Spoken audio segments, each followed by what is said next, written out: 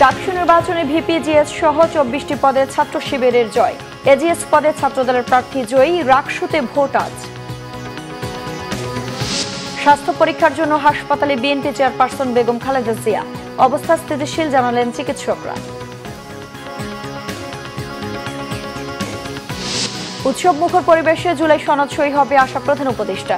Note of dissent সহ চাই BNP. অনিশ্চয়তা দেখছে না জামায়াত। চূড়ান্ত করেনি এনসিপি। জনগণ পিয়ার বোঝে না, এ নিয়ে আন্দোলনকারীদের উদ্দেশ্য ভালো নয় বলেছেন মির্জা ফখরুল। দেশ বাঁচাতে দ্রুত নির্বাচনের তাগিদ।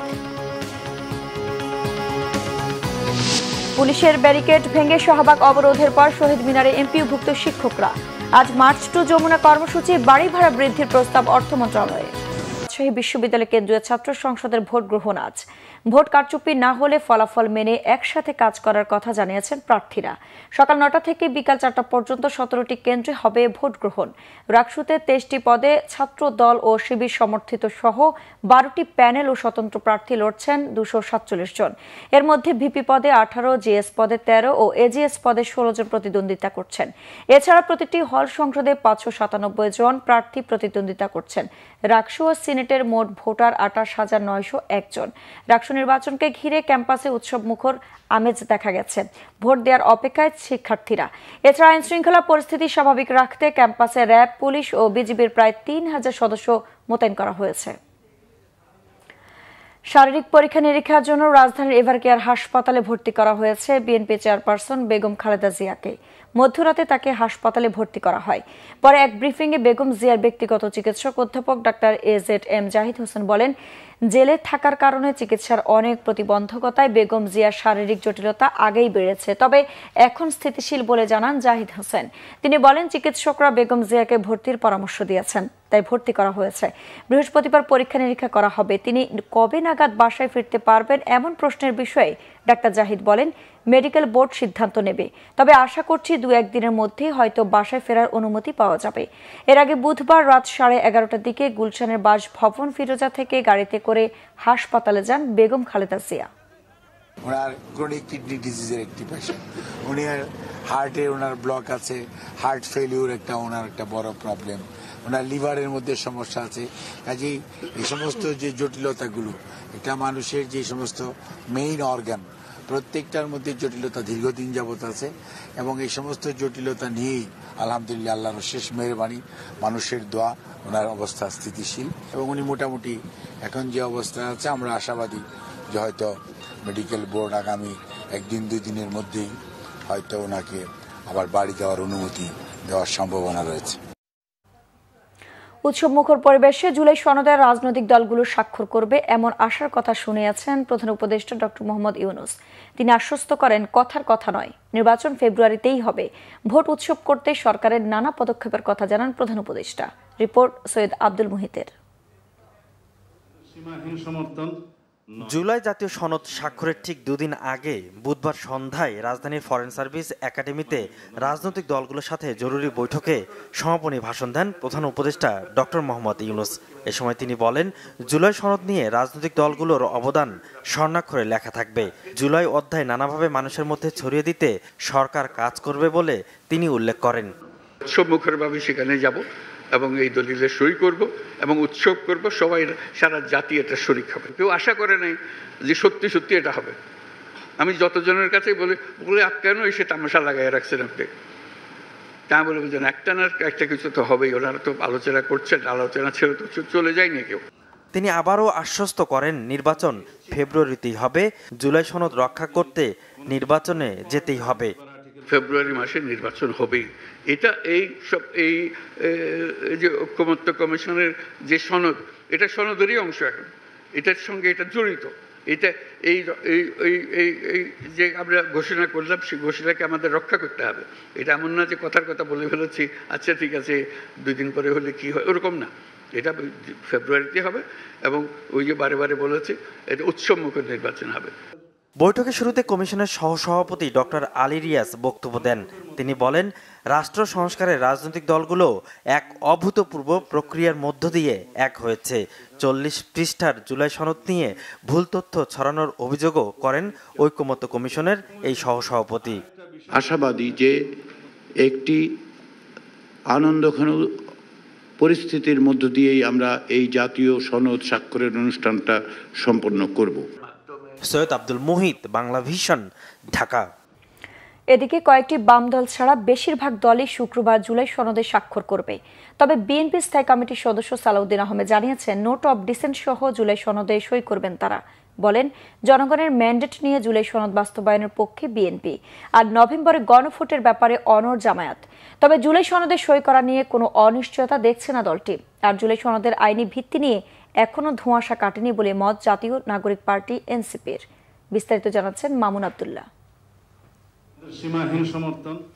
জুলাই জাতীয় সনদ বাস্তবায়ন নিয়ে রাজনৈতিক দলগুলোর মতভিন্নতার পর বুধবার জাতীয় ঐকমত্য কমিশনের জরুরি বৈঠকের আয়োজন করা হয়। এতে উপস্থিত ছিলেন অন্তর্বর্তী সরকারের প্রধান উপদেষ্টা ও কমিশনের সভাপতি অধ্যাপক ডক্টর মোহাম্মদ ইউনূস। সন্ধ্যায় হয় রাজনৈতিক দল ও জোটগুলোর সঙ্গে জাতীয় ঐকমত্য কমিশনের জরুরি বৈঠক। বৈঠক শেষে সাংবাদিকদের মুখোমুখি হন বিভিন্ন রাজনৈতিক দলের নেতারা, তুলে ধরেন নিজ নিজ দলের অবস্থান। আমরা আমাদের দলের পক্ষ থেকে জুলাই জাতীয় সনদে স্বাক্ষর করার সিদ্ধান্ত গ্রহণ করেছি। কারো হয়তো কিছু মত ক্ষুণ্ণ হতে পারে, তারপরেও আমরা চাই যে এই জুলাই জাতীয় সনদটা সুন্দরভাবে বাস্তবায়ন হোক। কোনোভাবে কোনো যুক্তিতে আগামী জাতীয় নির্বাচনকে ঝুঁকির মধ্যে নেওয়া যাবে না, তাহলে বাংলাদেশ আমাদের অভ্যুত্থানের অর্জন বড় ধরনের ঝুঁকির মধ্যে পড়বে। সংসদেই কিন্তু একদিকে ঐকমত্য অংশ গৃহীত হবে, অন্যদিকে নোট অফ ডিসেন্টের মীমাংসা হবে। অনেকে মনে করছেন গণভোটের মধ্যে দিয়ে নোট অফ ডিসেন্টের মীমাংসা হয়ে যাচ্ছে, এরকম কোনো মতামত আমরা দেইনি। বিএনপির স্থায়ী কমিটির সদস্য সালাউদ্দিন আহমেদ বলেন, নোট অফ ডিসেন্ট সহ জুলাই সনদে স্বাক্ষর করবে সবাই। জনগণের ম্যান্ডেট নিয়েই সনদ বাস্তবায়ন করতে হবে। জুলাই জাতীয় সনদ স্বাক্ষরিত হবে উইথ নোট অফ ডিসেন্ট। যে সমস্ত বিষয়ে ভিন্ন মত আছে সেগুলো স্পষ্ট করে উল্লেখ করা সহ, এবং সেইভাবেই জুলাই জাতীয় সনদ প্রণীত হলে, স্বাক্ষরিত হলে গণভোটের একটাই প্রশ্ন থাকতে পারে যে জনগণ জুলাই জাতীয় সনদ যেভাবে স্বাক্ষরিত হয়েছে তার পক্ষে আছে কি নাই, হ্যাঁ অথবা না বলুন। জাতীয় নাগরিক পার্টি এনসিপি বলছে, আইনি ভিত্তি আর জুলাই সনদ বাস্তবায়নের রোডম্যাপ এখনও পরিষ্কার নয়, তাই স্বাক্ষরের বিষয়টি বিবেচনায় রেখেছে দলটি। আর গণভোট নভেম্বরেই হতে হবে এমন দাবি করে জামাত ইসলামী বলছে, সনদের স্বাক্ষর নিয়ে অনিশ্চয়তা নেই। গণভোট আগে হতে হবে নভেম্বরে। আমরা সাজেস্ট করেছি, দুইটা গণভোটের নজির আছে, 17 দিন হয়েছে, 21 দিন হয়েছে। নভেম্বরে গণভোট হলে জাতীয় নির্বাচন ফেব্রুয়ারিতে, এটা আমরা চাই, এবং 2.5 মাস তখন সময় থাকবে, দুটি একসাথে প্রস্তুতি চলবে। It's possible. নোট অফ ডিসেন্টের পরিণতি কি হবে, নোট অফ ডিসেন্টগুলোকে কিভাবে বাস্তবায়ন করা হবে, সে ব্যাপারটা এখনো পর্যন্ত খোলাসা করা হয় নাই। একই সাথে যে আদেশটার মধ্য দিয়ে জুলাই সনদকে আইনি ভিত্তি দেওয়ার কথা, সে আদেশটা আসলে কীরকম হবে সেই ব্যাপারটা আমাদের কাছে এখনো খোলাসা নয়। তবে জুলাই সনদে সই না করার সিদ্ধান্ত নিয়েছেন বাম জোটের নেতারা। অঙ্গীকারনামা যেটা দেওয়া হয়েছে সেখানে বলা হয়েছে যে পূর্ণাঙ্গ বাস্তবায়ন, তাহলে নোট অফ ডিসেন্ট সহ কীভাবে পূর্ণাঙ্গ বাস্তবায়ন হবে, আদালতে সেখানে যাবে না, এই সমস্ত বিষয় নিয়ে আমাদের আছে। আমরা আগামী 17 তারিখ সেখানে এই জুলাই জাতীয় সনদে এই 5টি দলের কথা বললাম, তারা স্বাক্ষর করব না। রাজনৈতিক ঐক্যের প্রতীক হিসেবে শুক্রবারের অনুষ্ঠান উৎসব মুখর হবে বলে আশাবাদী বেশিরভাগ দলের নেতারা। মামুন আব্দুল্লাহ, বাংলা ভিশন, ঢাকা। বিএনপি মহাসচিব মির্জা ফখরুল ইসলাম আলমগীর বলেছেন, জনগণ পিআর ও গণভোট বোঝে না। এ বিষয়ে যারা আন্দোলন করছে তাদের উদ্দেশ্য ভালো নয়। বিএনপি নির্বাচিত হলে দেশে 1 কোটি কর্মসংস্থানের ব্যবস্থা করা হবে বলেও জানান তিনি। রিপোর্ট করছেন সিকান্দার রেহমান। ঠাকুরগাঁয়ের গড়েয়া ইউনিয়ন বিএনপি আয়োজিত মত বিনিময় সভায় বিএনপি মহাসচিব মির্জা ফখরুল ইসলাম আলমগীর বলেন, দেশ বাঁচাতে দ্রুত নির্বাচন দরকার। বিএনপি ক্ষমতায় গেলে স্বাস্থ্য ও শিক্ষা খাতে বরাদ্দ বাড়ানোর পাশাপাশি কর্মমুখী শিক্ষা ব্যবস্থাতেও গুরুত্ব দেওয়া হবে বলে জানান বিএনপি মহাসচিব। আমরা যদি নির্বাচিত করতে পারি, আমাদের প্রথম কাজ কি হবে? এই যে এত বেকার আমাদের ছেলেরা পাস করে, চাকরি পায় না, এই চাকরির নিশ্চয়তা করার জন্য আমরা 1 কোটি চাকরির ব্যবস্থা করবো, কর্মসংস্থানের ব্যবস্থা করবো। বুধবার বিকেলে 18 নং সুখানপুকুরি ইউনিয়নবাসীর সাথে মতবিনিময় সভায় মির্জা ফখরুল বলেন, বিএনপি প্রতিহিংসার রাজনীতিকে প্রশ্রয় দিতে চায় না।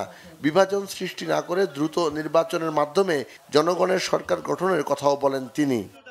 বিগত 15 বছর আমাদেরকে ভোট করতে দেওয়া হয়নি। আমাদের যারা ভোট দিতে পারেন তারা ভোট দিতে পারেননি, আর আমরা যারা প্রার্থী হয়ে আমরা প্রার্থী হতে পারিনি। মনে রাখতে হবে যে কোন দল সত্যিকার অর্থে জনগণের পাশে দাঁড়ায়, জনগণের সমস্যা সমাধান করে। নির্বাচনী প্রচারণার অংশ হিসেবে ঠাকুরগাঁয়ের বিভিন্ন ইউনিয়নে এসব মতবিনিময় সভায় সবাই মিলে গণতান্ত্রিক বাংলাদেশ গড়ার কথাও জানান বিএনপি মহাসচিব। সিকান্দার রেমান, বাংলা ভিশন, ঢাকা। জুলাই গণ অভ্যুত্থানে মরণাস্ত্র ব্যবহার করে ছাত্র জনতাকে হত্যার নির্দেশ দিয়েছিলেন সাবেক প্রধানমন্ত্রী শেখ হাসিনা, যা তথ্য উপাত্ত ও সাক্ষ্যের মাধ্যমে প্রমাণ হয়েছে বলে জানিয়েছেন চিফ প্রসিকিউটর তাজুল ইসলাম। বুধবার শেখ হাসিনা সহ 3 জনের বিরুদ্ধে যুক্তি উপস্থাপনকালে কথা বলেন তিনি। আজ যুক্তি উপস্থাপন শেষ হবে। বিচারপতি গোলাম মর্তুজা মজুমদারের নেতৃত্বাধীন আন্তর্জাতিক অপরাধ ট্রাইব্যুনাল 1-এ যুক্তিতর্ক উপস্থাপনের 4র্থ দিনে কিভাবে শেখ হাসিনা টেলিফোনে কথোপকথনে মরণাস্ত্র, হেলিকপ্টার ও ড্রোন ব্যবহার করে আন্দোলন দমনের নির্দেশ দিয়েছেন তা তুলে ধরেন প্রসিকিউশন। এদিকে ট্রাইব্যুনাল 2-এ হয়েছে জুলাই আন্দোলনে সাভারের আশুলিয়া 6 লাশ পোড়ানোর মামলায় 11তম দিনের সাক্ষ্য গ্রহণ।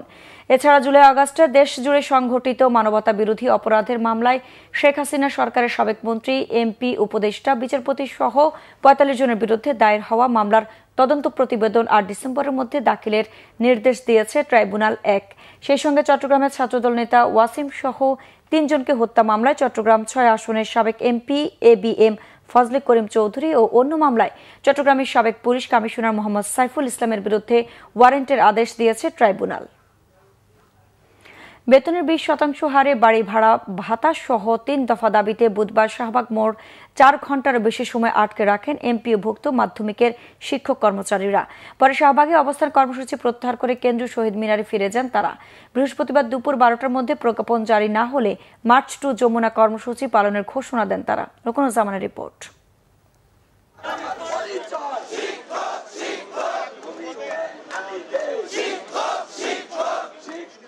এমপিওভুক্ত শিক্ষকদের মূল বেতনের 20% হারে বাড়ি ভাড়া, মাত্র 1,500 টাকা চিকিৎসা ভাতা এবং কর্মচারীদের 75% বোনাসের 3 দফা দাবিতে বুধবার সকালে 3য় দিনের মতো কেন্দ্রীয় শহীদ মিনারে সমাবেশে যোগ দেন সারা দেশ থেকে আসা মাধ্যমিক ও সমমানের এমপিওভুক্ত শিক্ষক কর্মচারীরা। সরকারের মুখোমুখি দাঁড়াতে চাইনি, আমরা সরকারকে বুঝানোর চেষ্টা করেছি, আমরা মন্ত্রণালয়ে গিয়ে শিক্ষকদের পক্ষে কথা বলার চেষ্টা করেছি, কিন্তু সচিবরা, আমলারা, উপদেষ্টারা সেই পরিমাণে শিক্ষকদের ব্যাপারে তাচ্ছিল্য দেখিয়েছে, যা আমাদেরকে বাধ্য করেছে এই শহীদ মিনার এবং রাজপথ বেছে নেওয়ার জন্য। তাদের 20% বাড়ি ভাড়া, 75% উৎসব ভাতার অত্যন্ত যৌক্তিক দাবির সাথে এই বিশ্ববিদ্যালয় শিক্ষক ফোরাম, যে ফোরাম বাংলাদেশের সকল সরকারি এবং বেসরকারি বিশ্ববিদ্যালয়ের শিক্ষকদের নিয়ে গঠিত, এই শিক্ষক ফোরাম আপনাদের দাবির সাথে অকুণ্ঠ সমর্থন ব্যক্ত করছে। দুপুর 1:30 পর্যন্ত সমাবেশ করে মিছিল করে শাহবাগের দিকে এগোতে থাকেন শিক্ষকরা। শাহবাগ থানার সামনে পুলিশের ব্যারিকেড ডিঙিয়ে দুপুর 2টার দিকে শাহবাগ মোড়ে অবস্থান নেয় আন্দোলনরত শিক্ষকরা।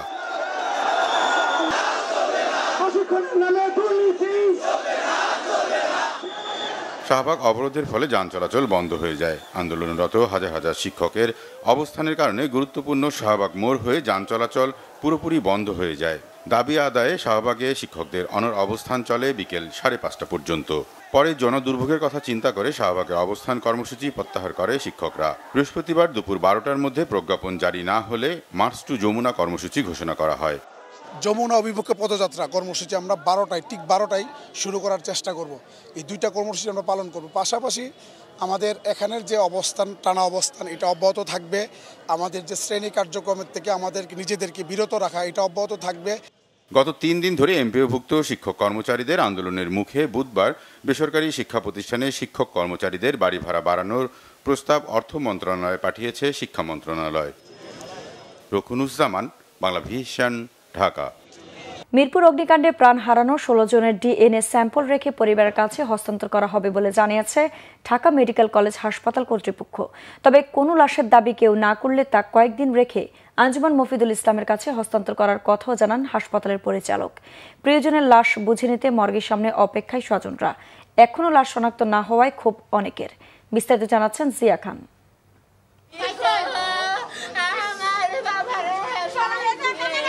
আদরের সন্তানের জন্যই মায়ের এই আহাজারি, যে সন্তানকে তিনি হারিয়েছেন চিরদিনের জন্যে।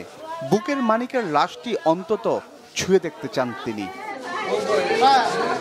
মঙ্গলবার রাত থেকে ঢাকা মেডিকেল মর্গের সামনে সন্তানের লাশের অপেক্ষায় এই মা।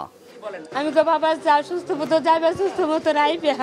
আমার বাবা ডিউটি যাইছে, 11টা বাজে আগুন লাগছে। আগুন কোনো সন্ধান দেয় না আমরা কোনো সন্ধান দেয় না। আমরা সন্ধান দিচ্ছি আজকে সকালে, কোথাও গাইগে পড়া লাগছে, ঢাকা মেডিকেল আছে। আমরা দৌড়ে আইয়া বইয়া লইছি। লিলিহান আগুনে কেউ হারিয়েছেন সন্তান, কেউ বাবা মা, ভাই বোন, আত্মীয় স্বজন, সবারই অপেক্ষা। বুঝে পেতে চান প্রিয়জনের মৃতদেহ। চেহারা চিনে জানা, প্যান্ট শার্ট, প্যান্ট গেঞ্জি পা।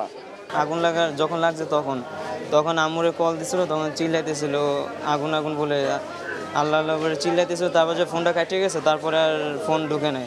যে কাপড়টা গায়ে দিয়ে আইছি, ওই কাপড়ের একটা টুকরা লাগিয়ে রয়েছে। এই টুকরাটা পুরা গেছে না, এটা গায়ে লাগিয়ে রয়েছে, এই জন্য চিনছি আমরা।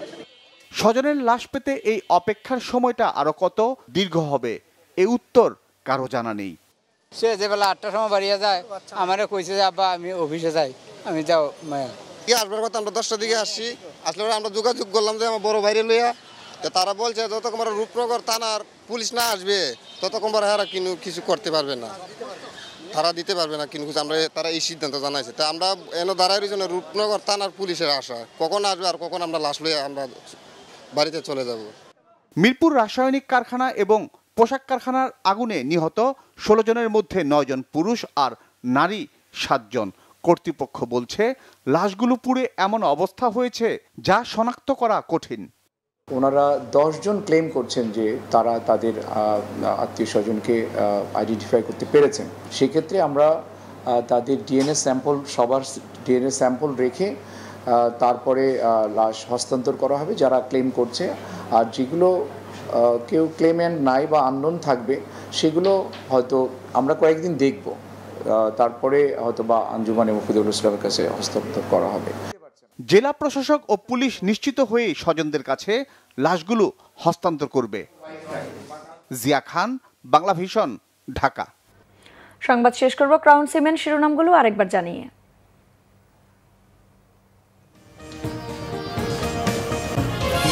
চাকসু নির্বাচনে ভিপিজিএস সহ 24টি পদে ছাত্র শিবিরের জয়। এজিএস পদে ছাত্রদলের প্রার্থী জয়ী। রাকসুতে ভোট আজ। স্বাস্থ্য পরীক্ষার জন্য হাসপাতালে বিএনপি চেয়ারপারসন বেগম খালেদা জিয়া। অবস্থা স্থিতিশীল জানালেন চিকিৎসকরা।